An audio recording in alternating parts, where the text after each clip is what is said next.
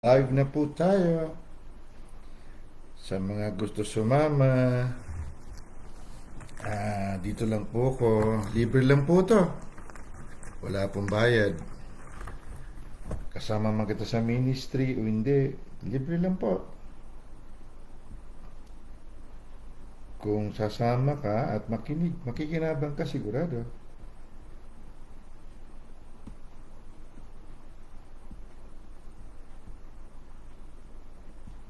Pero kung akala natin ang Diyos ay mabuti sa lahat ng oras, kahit hindi ka makinig ng kanyang salita, mabuti pa rin siya sa'yo. Lingunin niyo po ang mga nangamatay sa COVID kung gaano kabuti ang Diyos.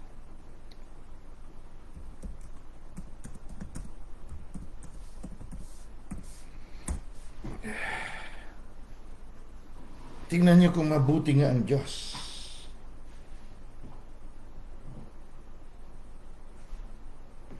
Libo-libo pong nangamatay araw-araw sa COVID.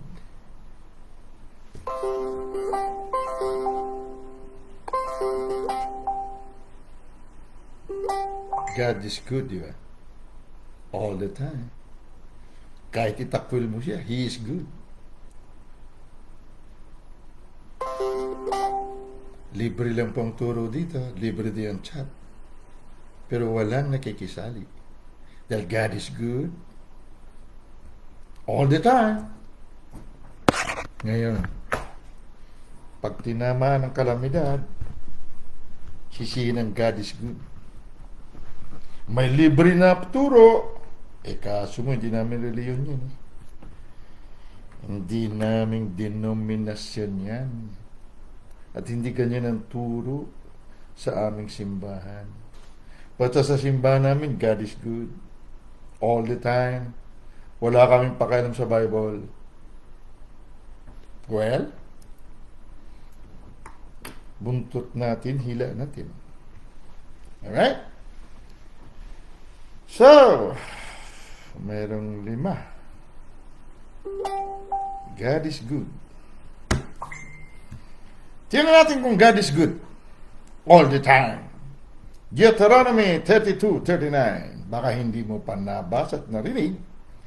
Aba, kaso lilima lang itong audience ko. Nalulungkot ako masyado. At sigurado ang kalungkutan ko ay kalungkutan din ng banal na Espiritu. Pag maganda po ang hininga natin, libre ang hangin, libre ang oxygen, wala tayong naalala ng Diyos. Pero pag kinapos na tayo ng hininga, dinala sa ospital, magbayad na ng oxygen doon na dating libre, ayan na, naghahanap na ng Diyos.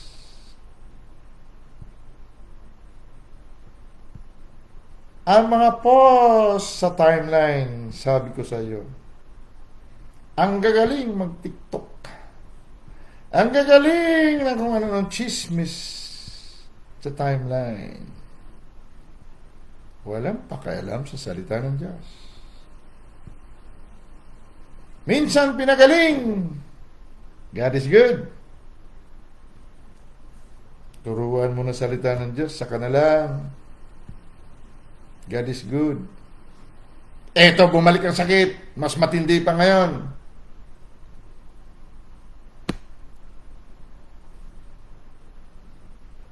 Tingnan mo ito.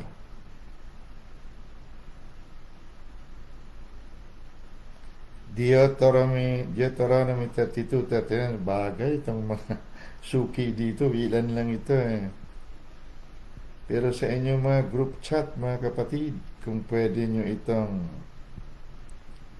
ibahagi. Kung God is good all the time, ha? Dahil napakaraming naalala lang ang Diyos uli kapag may problema na. Ang malaking problema, kung huli na ang lahat. Sa mula namang huli sa Diyos, meron, kapatid, meron. Meron, baka hindi mo alam. Babasahin natin mamaya bago tayo magpatuloy. Ito, Deuteronomy 32:39. Sana mapanood ng mga walang utang na loob. Ulitin ko. Gusto ko sanang pamagatin ng title nito na walang utang na loob. Rebelde. Alin ang gustuhin mo? Masaktan ka ngayon at mula bukas hindi ka na magkakasakit at maghirap? O huwag kang masaktan ngayon at bukas magkasakit ka at hindi aabot ng 2022, tepok ka. Iwan mo ang mga anak mong maliliit. God is good, di ba? Minsan, maging si Kristo, tinawag ang mga itong mga walang utang na loob, mga ahas. Pero binibigyan ko kayo ng libreng oxygen, hangin. Ako naglalang sa inyo. Ako nagbibigay sa inyo ng lahat ng mabubuting bagay. Gumigising sa inyo sa umaga. Makinig. Magbasa ka man lang ng salita ko kahit 1 minuto lang bawat araw. Wala tayong utang na loob. Alam mo, isa sa mga ugat ng kahirapan at sakit, alam niyo kung ano? Walang utang na loob sa Diyos. Masakit, ano? Di umalis ka kung nasaktan ka. Bukas pag nagkasakit ka, naghirap ka, yan ang ebidensya na wala tayo utang na loob. Yung masarap, di ba, magrebelde? Sarap. Minumura pa natin, di ba? Pag nandyan na, pag sinakmal na ni kamatayan, saka iiyak-iyak sa Diyos. Okay? Tingnan mo ito. Deuteronomy 32:39, Tagalog. Ito ang Diyos. Tingnan ninyo ngayon na ako sa makatuwid bagay ako nga at walang Diyos sa akin. Ito naman Tagalog naman kasi kung mag-translate, ewan ko sa ibang Tagalog.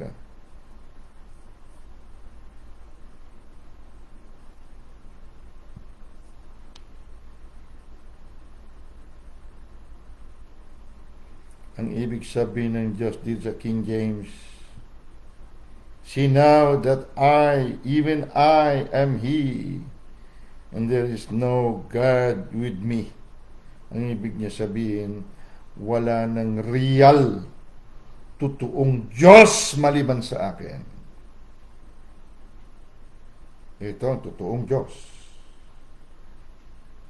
Sabi niya rito, sa Tagalog, tingnan ninyo ngayon na ako, sa makatuwid bagay ako nga at walang Diyos sa akin. Ako'y pumapatay. God is good. God is good ba all the time?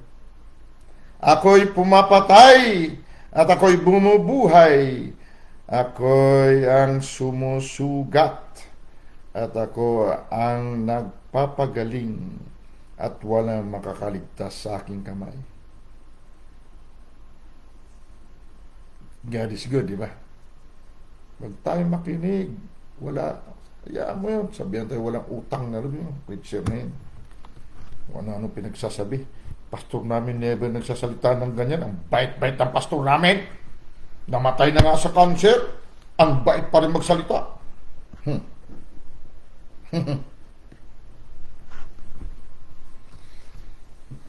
God is good na. Tingnan mo kung bakit siya pumapatay. Hosea chapter 4. Yan naman kung God is good na. Bago tayo magpatuloy, hindi itong ating paksa, pero gusto ko lang masaktan tayo sa gabing ito.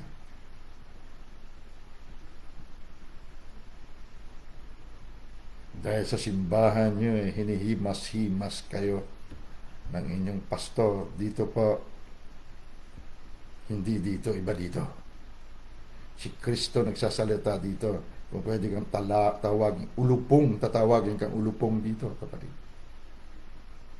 Ahas! Walang utang na loob! Masakit na? Okay lang. Pumaligod ka, tingnan mo. Tingnan mo dito. Hosea. Aklat ni Hosea. Kung hindi ka pa umaalis, pakinggan mo ito. Bago ka tumalikod.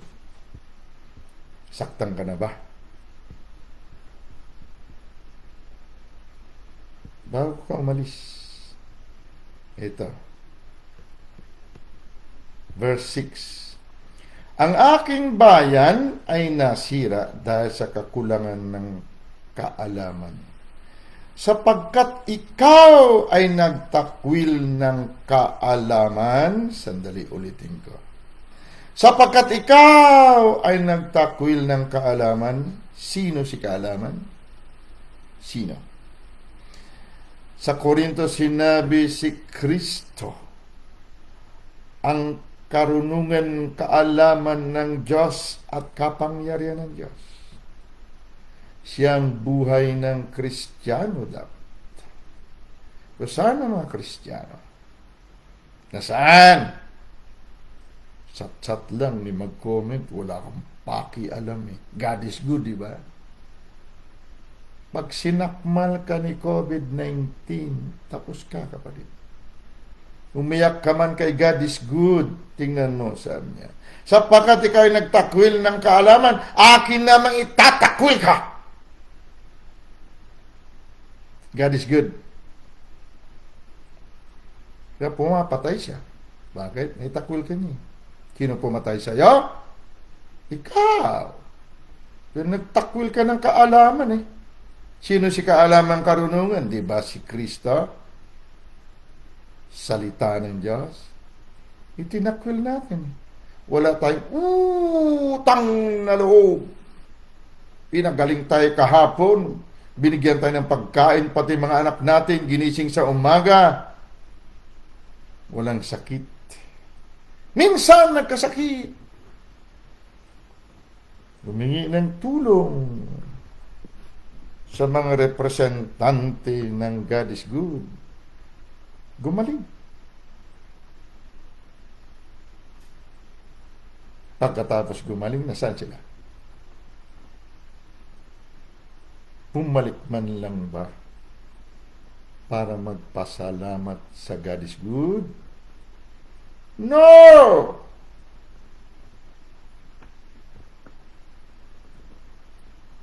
Nandiyan naman ako ha. Oo nga, nandiyan ka. Pero mag-amen man lang sa mga turo. Nasaan ka? Okay lang, masaya naman kayo, di ba? Wala pa namang tama eh. Pag tinamaan na, saka na lang tayo iyak-iyak sa Diyos. Ha? Ayan, no? Sapagkat ikaw ay nagtakwil ng kaalaman, akin namang itatakwil ka upang ikaw ay huwag maging saserdote. Anong saserdote? Tagapamagitan sa langit at lupa, tagapamagitan sa Diyos at sa tao. Ikaw ito, kapatid. Pero yamang iyong nilimot ang salita na yung Diyos.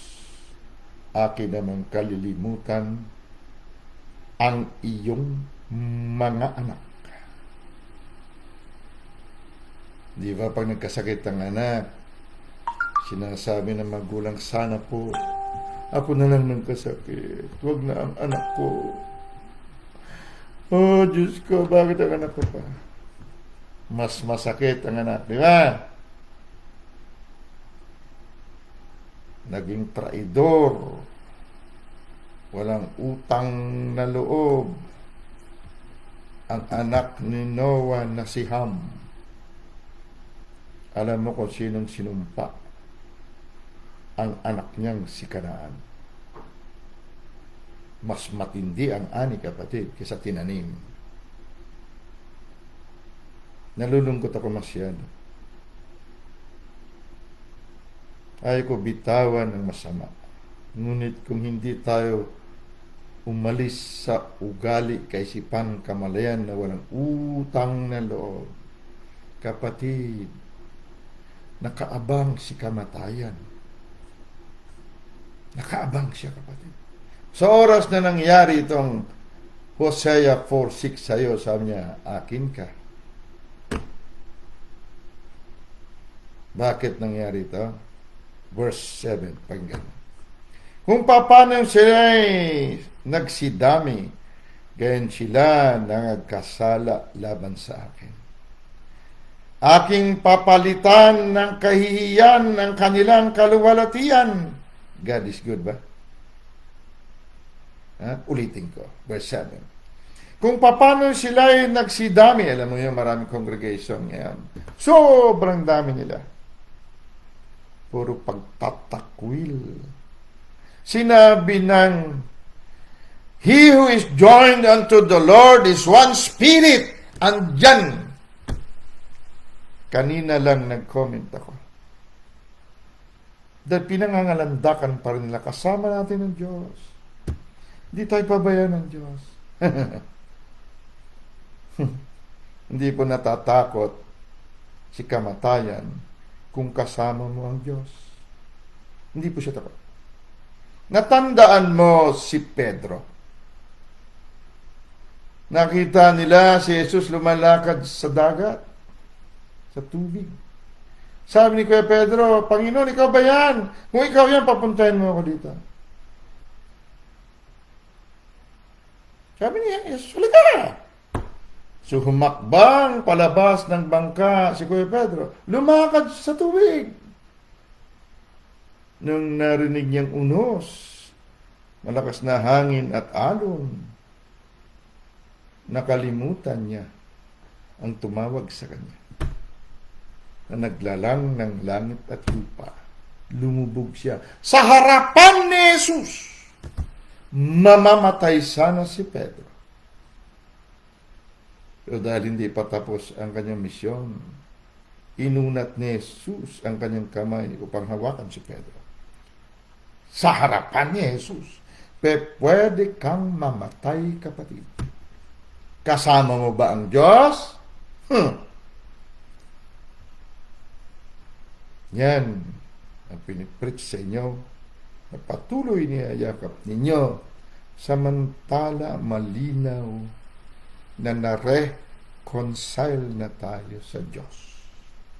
Na balik na tayo sa tunay nating katauhan na kaisa ng Diyos, hindi kasama ng Diyos. Pero tinitipid nila ang katotohanan. Yung kaya lang tanggapin ng kanilang denominasyon. Usisain mo ang kanilang samahan kung ilan may cancer sa kanila. Mga asawa mismo nila may cancer. Dahil itong asawa na ito, kung tama man ang kanyang pastor, ay walang utang na loob. That God is good daw. Kung paano sila nagsidami, gayon sila nangagkakasala laban sa akin. Aking papalitan ng kahihiyan ang kanilang kaluwalhatian. God is good ba? Papalitan daw niya, di ba? Verse 8. Sila ay nagsisikain sa kasalanan ng aking bayan. Sila ay nagsisikain sa kasalanan ng aking bayan. At inalalagak ang kanilang puso sa kanilang kasamaan. Bakit? Verse 9. At mangyayari na kung paano ang bayan, gayon ang saserdote. Ibig sabihin, kung anong paniniwala ng members, yan mismo ang kanilang pastor. Kaya dito, kahit hindi ka namin members, kapatid, balik ka doon sa saserdote nagsasabi na God is good. Ha? Tinawag ang mga may cancer, asawa, nandun ako, nanonood ako. Tayo ka, sister, ganon. Tayo ka, sister, ganon. Tayo naman. Si Sister gano'n, asawa siya ni Pastor gano'n, sa branch natin ganyan. Ano nga ang karamdaman mo? Stage 3 po, cancer. Pastor, sabi ng senior, tanong ng senior pastor. Stage 3 cancer. Hindi ko po pinupulaan. Ngunit sa loob ng kaharian ng Diyos, sa most holy place, kapatid, sa kabanal-banalang lugar ng Diyos, wala pong nabubuhay doon na ipis. Wala. Ang kabanal-banalang lugar, tagaktak po ng dugo ng kordero ng Diyos na banal.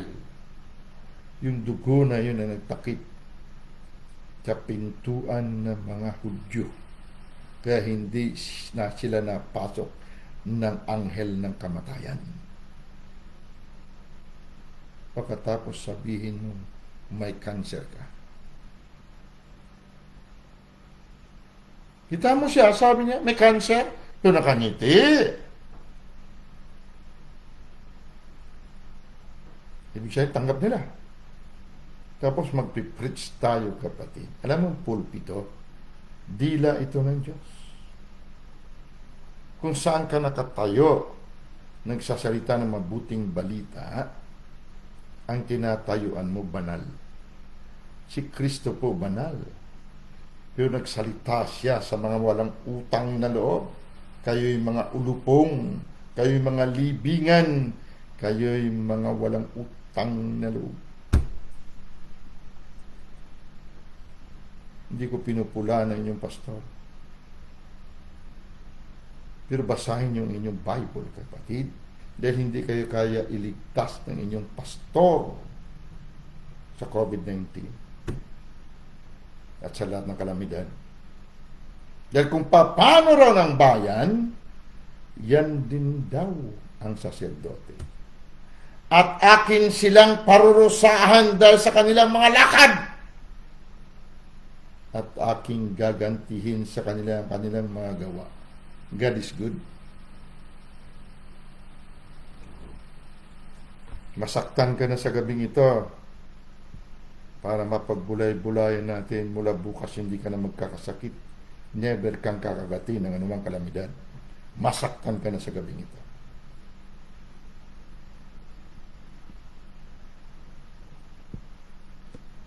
Puro tayo good, good, good. God is good.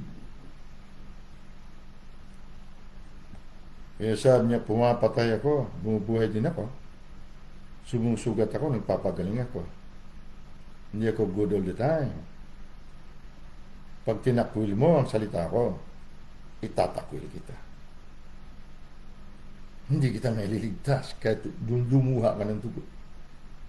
Dahil pag namatay ka, uwi ka din sa akin. No problem, walang lugi. Kaya lang, sa lupa, alipin ka. Ahas ka. Masakit na. God is not good all the time. Kapag wala ka sa kanyang katauhan. God is only good and very good. Kapag ang kamalayan nating kamalayan ni Kristo Jesus, lahi ng huling Adan. Pero kung akala natin ang ating reliyon, ang ating samahan, ang makakaligtas sa atin, kapatid, please, pati anak mo itakwil ng Diyos. Huwag kang magpapaniwala sa mga tinuturo nila. Alamin mo ang Biblia mo. Yan hindi ka nila kaya iligtas. Pastor, iligtas mo ko. No. Ikaw lamang ang tanging makapagligtas sa sarili mo. Walang Diyos na makapagligtas sa iyo. Ulitin ko. Walang Diyos na makapagligtas sa iyo. Sakit, ano? Proverbs 18, tatak lagi. Proverbs 18:21, tingnan mo kung maililigtas ka ng Diyos. Sakit ang katotohanan, pero dahil hindi natin na kagawian, Kala natin, salbahe ito nagsasalita na ito. Tingnan mo, Proverbs 18:21, bago tayo pumunta sa New Testament. Kamatayan at buhay nasa kapangyarihan ng dila. Dila nino? Sinabi bang buhay nasa kapangyarihan ng Diyos? Sinabi bang kamatayan nasa kapangyarihan ng demonyo? Nasa kapangyarihan nino? Dila natin. Tingnan mo timeline mo, reviewin mo ha. Mamaya ha. Tingnan mo anong pinagsusulat mo. Anong pinagpo-post mo. Puro TikTok. Puro insecurity. Puro mukha mo. Kulang na sabihin mo. Wala akong kwentang tao. Kaya gusto ko makita nyo ako. May kwenta ako. Nalulumo ako sa mga preachers na napakarami. Araw-araw ang mukha nila ang nandoon. Tapos may kunting salita. Mukha nilang beses. Kung anong postura ginagawa. Oh my goodness. Hindi na halata ang kamalayan ay insecure. Alam mo insecure? Walang katiwa-tiwala sa sarili. Paano mo tatalunin si COVID? Ni wala kang tiwala sa sarili mo. Ulitin ka. Walang Diyos na pwedeng magligtas sa iyo kung ang dila mo puno ng kamatayan. Kasi yan, hindi pwede kontrahin ito ng Diyos. Itong sinabi niya ito. Kamatayan at buhay ay nasa kapangyarihan ng dila. At ang nangagsisiibig sa dila na ito ay nagsisikay ng kanyang bunga. Itakwil mong kaalaman. Itakwil natin si Kristo na ating buhay. Anong yayakapin natin pag tinakwil natin yun? Ano isusulat mo sa timeline mo? God is good, no? Nalulungkot ako masyado. Hindi dahil sa hindi kayo nakikinig. Ilang taon na tayo dyan sa chat na nagre-respond ba? Minsan 5, 10, marami na. Pag inatake na ng demonyo ng kamatayan, ayan na.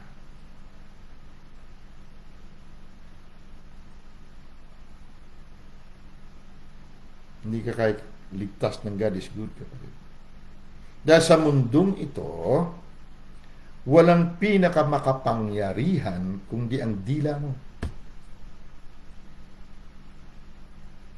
Pag ang dila natin ginamit ng mundong ito, tinakwil natin ang ating God is good.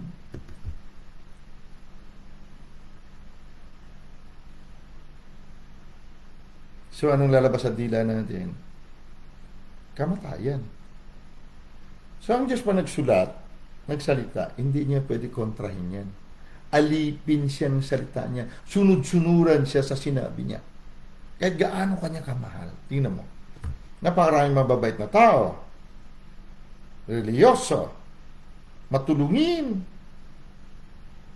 Yung namatay ng umaga. Ang karamihan ngayon sa COVID. Naligtas sila ng Diyos. Na God is good. Dahil pag ang pananalita mo, may sakit ako. Bilib ako kay COVID. Siya ang Diyos ng sanglibutan. Takot ako sa Kanya. Patay ka, kapatid. Walang kaduda-duda. Kinain mo ang bunga ng punong kahoy na yan. Patay ka. Walang pagsalang mamamatay ka, sabi mismo ng Diyos.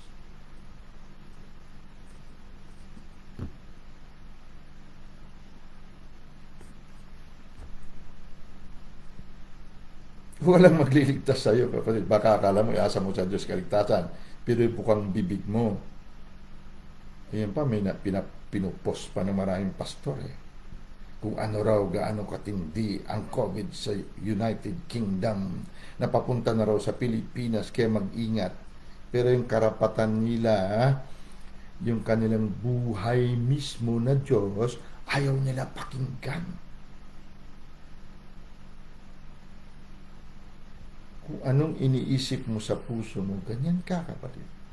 Walang magliligtas sa iyo. Pag iniisip mo sa puso mo na kaya-kaya ka ng kalamidad, itinakwil natin ang kaalaman.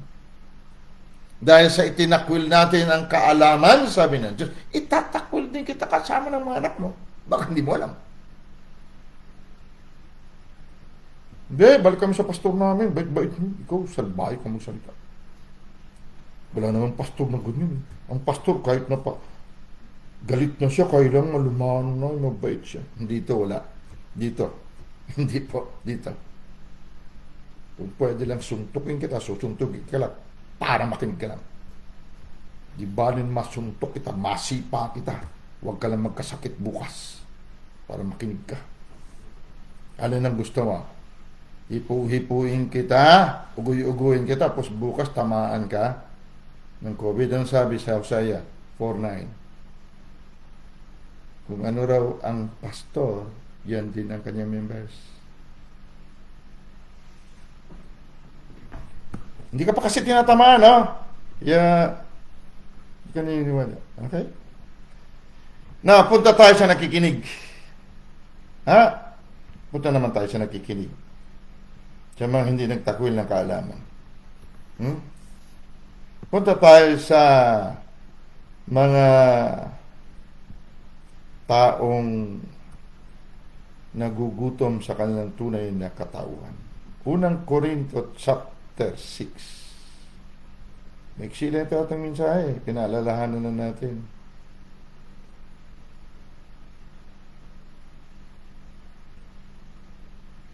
Unang Korinto chapter 6. Yung galit, nasaktan, umalis. Itakwil mo ang kaalaman. Ako, malinis ang konsensya ko. Nagsalita ko ng pananalita ng Diyos na pumapatay at sumusugat. Bumubuhay at nagpapagaling. Ayaw mong pakinggan, bahala ka.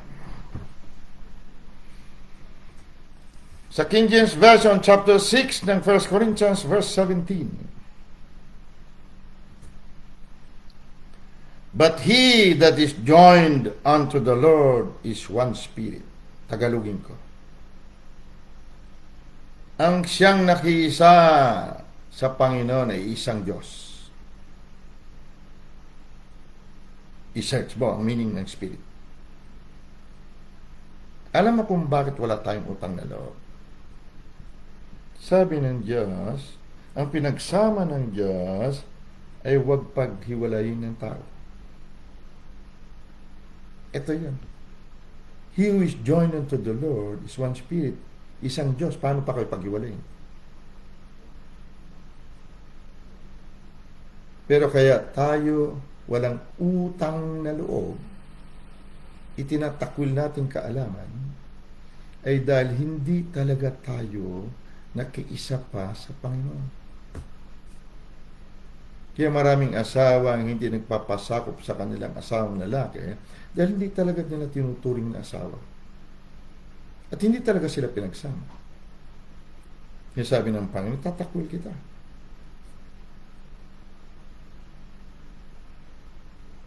Malinaw sa Isaiah 54 na ang Maker naglalang sa atin para madala tayo dito sa mundo. The Lord of Hosts, si Kristo, ang ating asawa.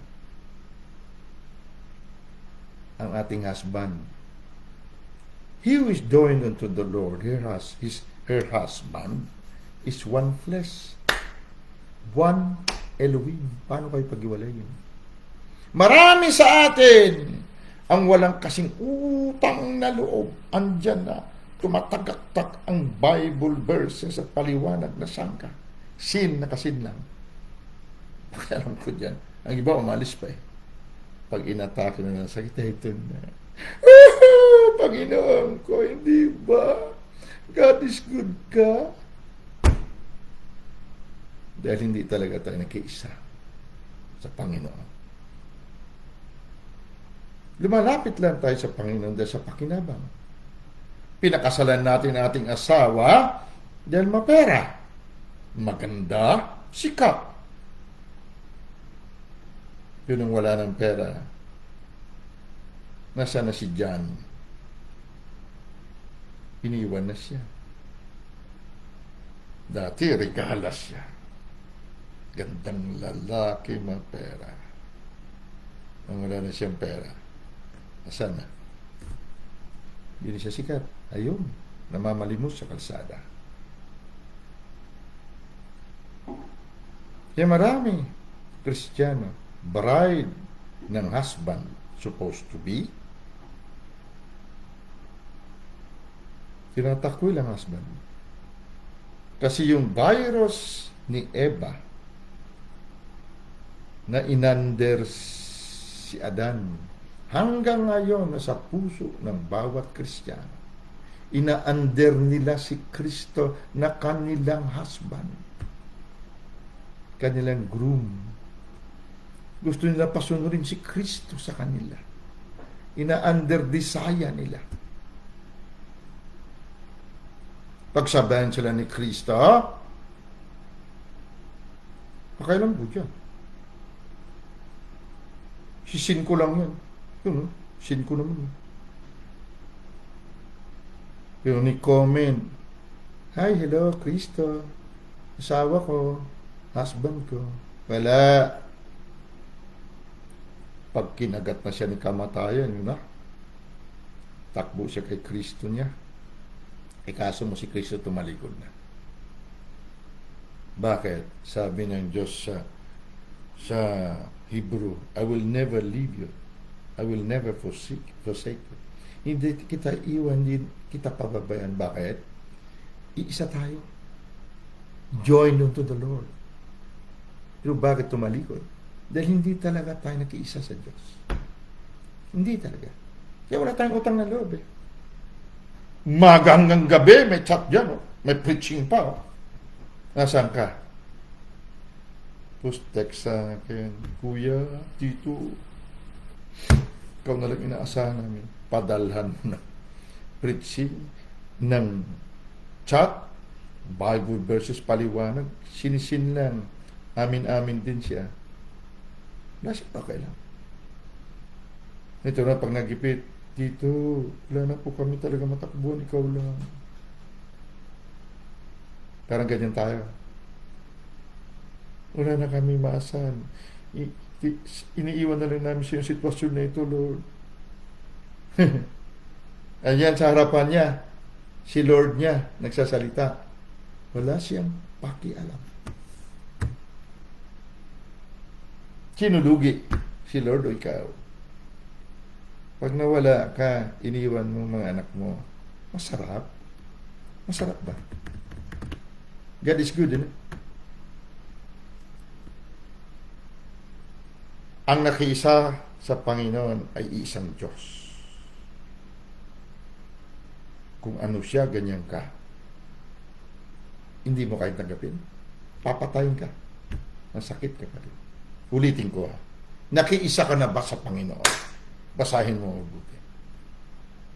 Hindi natin basahin sa Tagalog. Tagalog. Ito Tagalog ko medyo sabit. Ngunit, ang sino mang nakiisa sa Panginoon ay isang Diyos. Matanggap mo, hindi. Pag tinakwil mo ang kaalaman na yan, itatakwil ka ng Diyos na ito. Ulitin ko, ha? Ang makapagligtas lamang sa iyo ay ang iyong paniniwala na lumalabas sa dila mo. Hindi ang Diyos. Dahil ang paniniwala mong tama, yan ang Diyos. Kaya huwag ka iyak-iyak sa Diyos. Hindi ka nakikinig sa Kanya. Dahil kapag nakinig ka, ang salita ng Diyos ay Diyos. Pag ang salita ng Diyos na paniwalaan mo, Diyos ka. Ang dila mo, buhay. Ulit.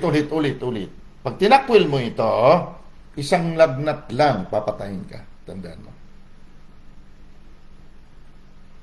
Ang sino mang nakiisa sa Panginoon ay iisang Diyos, iisang Espiritu. Hindi ka pwede makiisa sa Panginoon na Diyos kung hindi ka maging Diyos. Iisa. Ibig sabihin, isa ka sa Diyos, tapos tao ka lamang, siya Diyos, iisa ba kayo? Aber, ang pusa ba nakiisa sa aso? Pusa pa rin siya o aso siya?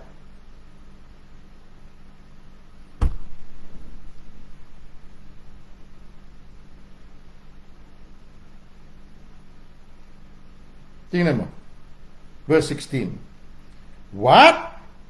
Tagalogin natin, medyo dito okay ng Tagalog dito. O hindi ba ninyo nalalaman na ang nakikisama sa patutot ay kaisang katawan niya? Sapagkat sinasabi, ang dalawa ay naging iisa. Isang laman.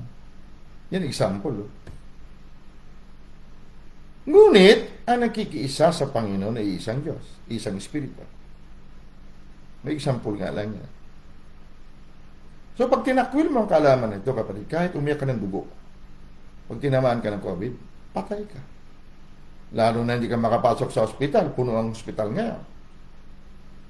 Takbo ka sa ospital. Si Ate Claire, na ipasok sa ospital, hindi na-revive. Matagal doon, sa puno. Doon, loob ng ambulansya. Ilang araw, nung naasikaso siya, ayan na, naging na. Pinamp nila, patay na. Si Ate Claire, alam mo kung ano, tingnan mo ang kanyang mga bus, King of Kings. Kristiyano siya, kapatid. Pero dahil hindi siguro niya tinanggap ito, na ang nakiisa sa Diyos na Panginoon ay isang Espiritu, hindi laman. Anong kakayanan ng sakit, ng cancer, ng COVID sa Espiritu? Nakaisa ng Diyos. Ano? Pero dahil hindi talaga tayo nakiisa siguro sa Panginoon, kaya hindi natin talaga siya masunod. Hindi tayo makapagpasakop sa Kanya. Siya ang ating husband. Iisa dapat tayo sa Kanya. Ang puso na ito yung babaeng bahagi natin. Pag hindi ito kaisa ng Espiritu na Diyos, na supposed to be, kung nakiisa tayo sa Diyos, yan ang ating tunay na buhay. Kung hindi talaga tayo nakiisa, hindi tayo makapagpasa sa Diyos. Pero pagkatapos ng preaching, kung nandiyan ka man, tingnan mo sarili mo pagkatapos. Tingnan mo kung may utang na loob ka. Saan ka pupunta? Sino kausap mo? Anong pananalita mo? Anong post mo? Makikita sa Facebook mo. Kung mga TikTok ka, akala mo, gusto mo rin kulang na maghubad din Celebrity kaya ako, gusto ko mapansin ako, pakialam ko sa'yo, Kristo ka. Babalikan kita pag may kailangan ako. So marami nagpapakasalan dahil sa pera, sa kasikatan. Kaya kung wala na ang kailangan, hiwalay na. Lalaki sa lalaki, nagpakasalan, pinagsama ng Diyos, hindi. Babae sa babae, nagpakasalan, pinagsama ng Diyos, hindi. Marami sasabi, pinagsama ng Diyos yan. Yan, ganyan ka. Kung yan ang inyong pandinig, sabi ng Diyos sa'yo, ulupong, itatakwil kita. Tandaan mo. Basahin mo sa Roma, kung gaano ka rumal-dumal. Ang ganyan. Babae sa babae, lalaki sa lalaki.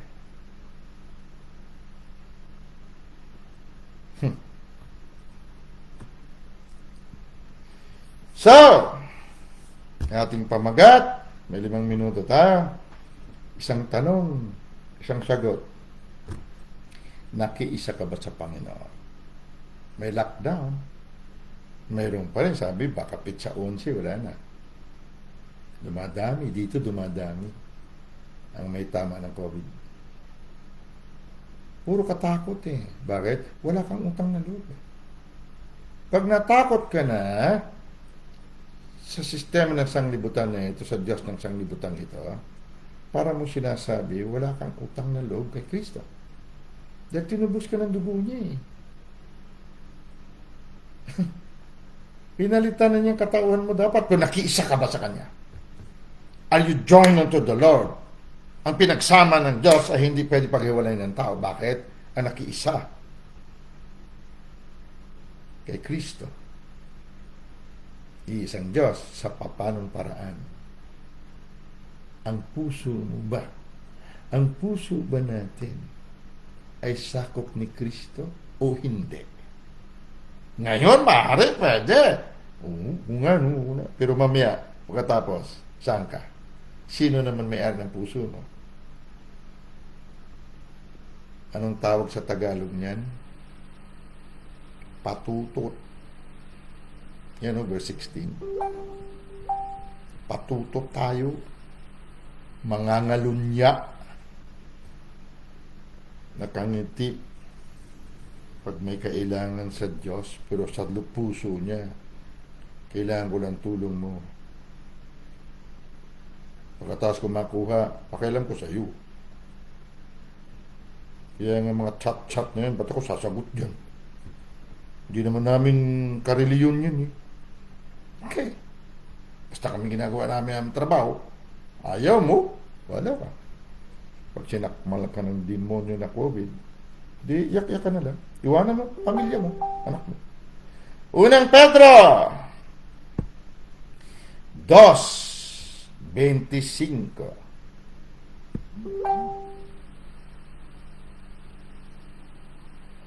Unang Pedro 2:25.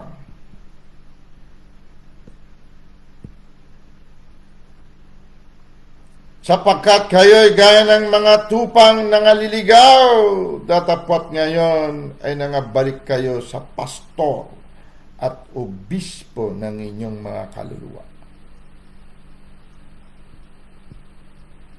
For ye were as sheep going astray. Alam mo yung sheep, tupa? Ang tanging hayop na walang kasing tanga, sabi natin sa ating palasak na salita, ay ang tupa. Tuloy lang ang tuloy ng lakad dyan. Hindi niya lang kung bangin na yun. Mahulog sa bangin. Kaya maraming tupa na hulog sa bangin. Ganyan tayo. Kayo'y gaya ng mga tupang nangaliligaw. Kaya nga may pastol ang mga tupa eh. Meron siyang baston ng pastol. Pinapalo. Kinakalawit. Mayroong kalawit ang baston ng pastol. Kinakalawit ang liig at iiwas doon sa bangin. Minsan nasasaktan. Siyempre ang liig. Napapalo sa puwet, sa paa. Para wag lang mahulog sa bangin. Dahil pag nahulog sa bangin, kung di siya patay, bali-bali siya. Marami sa atin, may pastol. Ito. Dapat ngayon ay nangabalik kayo sa pastor at obispo ng inyong mga kaluluwa. Sinasaktan ng kaluluwa natin, pinapalo para wag tayo mahulog sa bangin ng sakit at kamatayan. Nakabalik ka na ba sa pastor mo? At obispo na iyong kaluluwa? Yung si Kristo na asawa mo, husband mo, guru mo.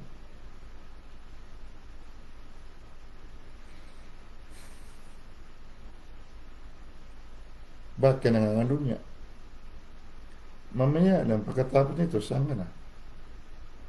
Naalala mo bang husband mo? Isaiah 54. At mag-pray na tayo. Sapat na siguro yung pamamalo ginagawa ng Panginoon sa atin.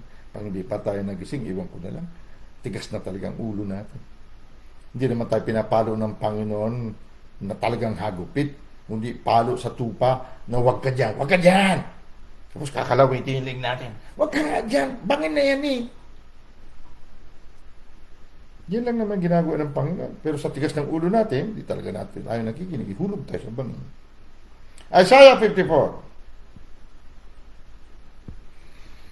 Huwag mo buksan ang Bible mo. Wag.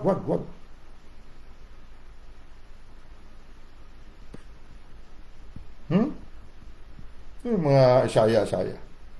Huwag mo buksan. Ha?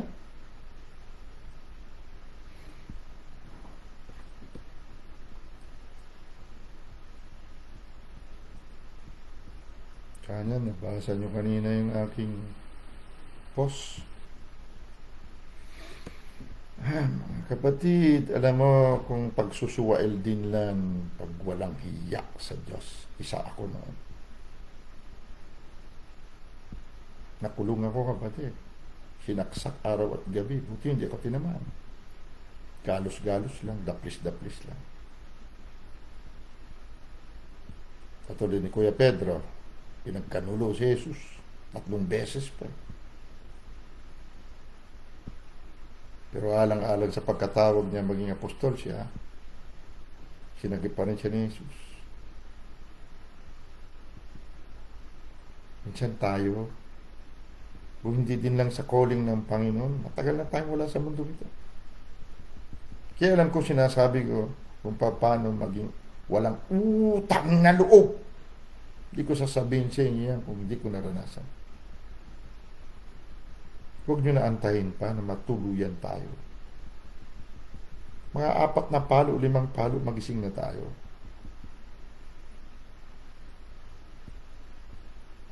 Tama na.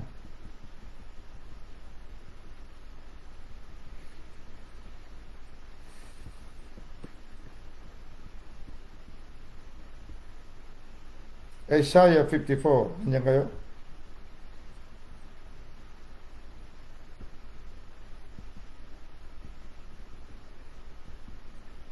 Siya, alam mo, kanina parang ayaw ko na magsalita sana.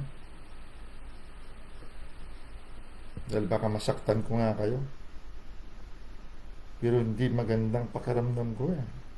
Hindi maganda. Pag ganitong pakiramdam ko, may mangyayari na ayaw ko mangyari. Habang maaga, masabi ko sa inyo, masaktan na kayo. Verse 5, 54 verse 5. For thy Maker is thine husband. The Lord of hosts is his name, and thy Redeemer, the Holy One of Israel. Si Kristo ito na supposed to be buhay natin, kaisa natin. Isang espiritu tayo. The God of the whole earth shall he be called. Tagalog, anong pagkasalin? Sapagkat ang may lalang sa iyo ay iyong asawa. Nagpapasakop ba tayo sa asawa natin ito? O hindi pa talaga tayo naging asawa? He who is joined unto the Lord is one spirit. Nagpapasakop ba tayo? O sinasakop natin siya? Ina-under-desire natin siya. Sumunod ka sa akin, Lord. Ako masusunod, no? Baka ko makinig sa'yo, tumahimik ka. Kung anong sabihin ko, makinig ka. Ganyan ba? Pag nagsalita na ang Lord sa atin, tingin natin demonyo. Ang sasalita. Wala naman tayong sinasabi na masama. Wala naman siya sinasabing masama, kundi pinaalalahanan lang tayo. Minsan nagsasuggest lang. Nagmumungkahi pa lang. Galit ka na agad. Sapagkat ang may lalang sa iyo ay iyong asawa. Biro mo, naglalang sa iyo, asawa mo, husband mo. Paano kanya pababayaan? Nilalang ka niya, tapos ginawa kanyang asawa. Paano pa? Nasaan pang logic na sabi niya, pabayaan ka? Kung sana man lang, nagpapasakop ka sa kanya. Nagpapasakop ba tayo sa husband na ito? Ang Panginoon ng mga hukbo, alam mo yung hukbo? Hindi yung mabilang yung anghel ng Panginoon na magpoprotekta sa atin. Kung sana man lang nagpapasakop tayo sa Kanya. Pero nagpapasakop ba tayo? Patuloy natin sinasabuhay yung ating nakagisnan na pamilya kasi na mga walang utang na loob. Pag hindi mo matulungan, gagawin ka ng kung ano-ano para matulungan mo siya, ibigay niya ang gusto niya. Sumbong kita. Sige, sisiraan kita. Nakakita kayo ng ganun kamag-anak. Hindi mo na ibigay, iswindle ka, kidnapin ka, siraan ka sa tao, takutin ka. Ganyan tayo sa Panginoon. Wala tayong utang na loob. Pero siya ang ating maker. Sapat ang may lalang sa iyo ay iyong asawa. Gaano pa katindi? Ano pa hanapin mo? Nilalang ka niya. Tapos ginawa ka pa niyang asawa. Ano siya? Panginoon ng mga hukbo. Siya ang Lord ng lahat ng anghel. Ano problema mo? Asawa mo yan. Husband mo. Ano pa problema mo sa COVID? Asawa mismo. Husband mo. Ang hari, Panginoon ng mga anghel. Ano ang problema mo sa COVID? Sabi niya, pag tinakwil mo ang kaalaman na ito, tinakwil mo ang husband mo, inunderdesire mo, kawawa ka.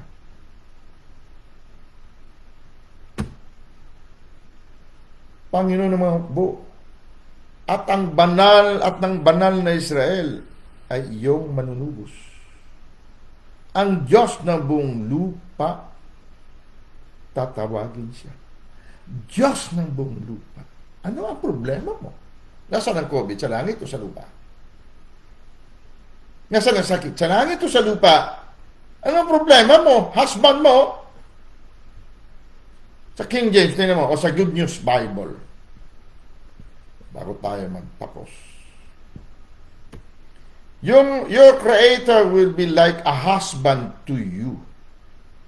The Lord Almighty is His name. The Holy God of Israel will save you. He is the ruler of all the world.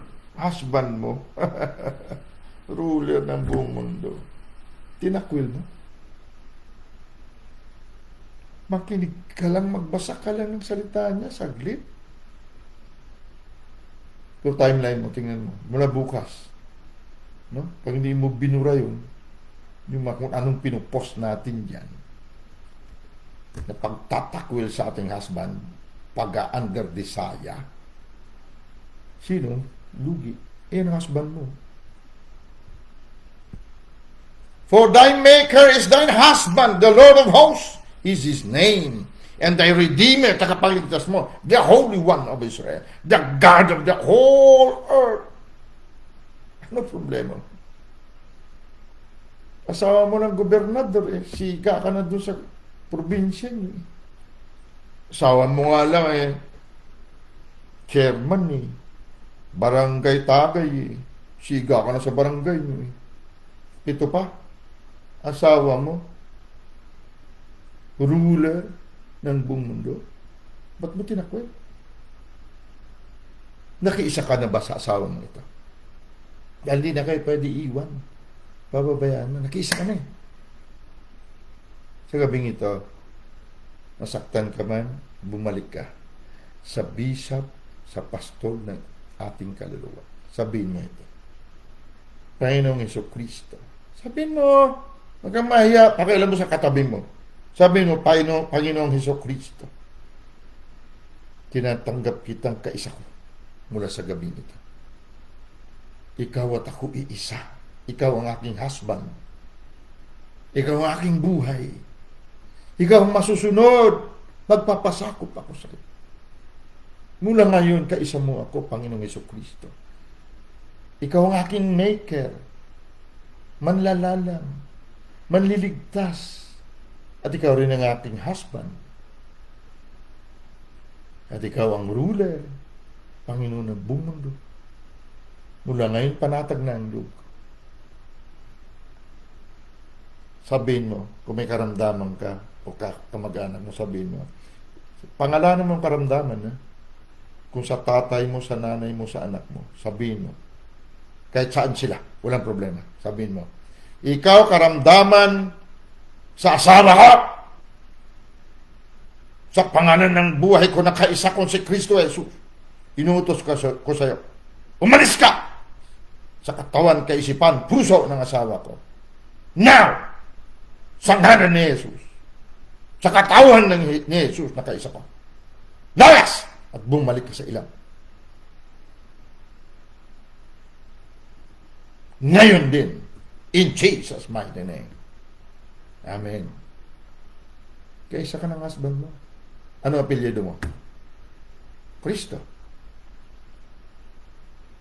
Yan ang apelyido ng husband mo si Jesus eh. Jesus the Christ. Hindi ikaw. Sino ba? Christ ka. If anyone be in Christ, he's a new creature. Bagong nila lang. Iba apelyido mo. Okay? Huwag mo na itakwil uli, ha? Huwag ka mga lunya. Kung totoo nakipag-isa ka sa Panginoon, hindi mo siya may takwil. Imposible yan. Hindi kayo pwede pag-iwalayin eh. Ganun na lang. Kita mo, pag mahal na mahal mo asawa mo, isang oras lang hindi mo makita eh. Kung makapag-text ka eh. Kung makapag-messenger ka eh. Anong tawag mo? Daddy, Papa, o love, honey, anong tawag mo? Ba't siyang oras na hindi ka man namimiss kita eh? Panay pa ang love you mo eh. Kasi pinagkasama ang inyong puso. Ang pinagsama ng Diyos, puso, kapatid. Dahil ang puso, ang pinakasentro ng mundong ito. Bantay mo raw puso mo dahil dinadaluyan niya ng buhay. Masama man o mabuti inisip ng puso mo, yan ang boss sa mundong ito. Sinusunod yan ang himpapawid, langit at lupa. So diyan nakikiisa ang Diyos. Pag si Kristo na husband natin, na kaisa nating puso, naging pag-ibig siya. Dahil puso po ang nagpapatupad ng pag-ibig. So, pagkaisa mo si Kristo sa puso mo, may agam-agam ba? May takot ba sa COVID? Unang-unang husband mo, nakaisa ng puso mo, Panginoon ng mga mukbo. Mga anghel yan, kapatid. Isang maliit na, maitim na anghel lang ang COVID. Ang buong langit, suportado ka. Kuyog sila lahat sa bride ng husband na Panginoon nila. Ano problema mo? Bakit natin naratakwil?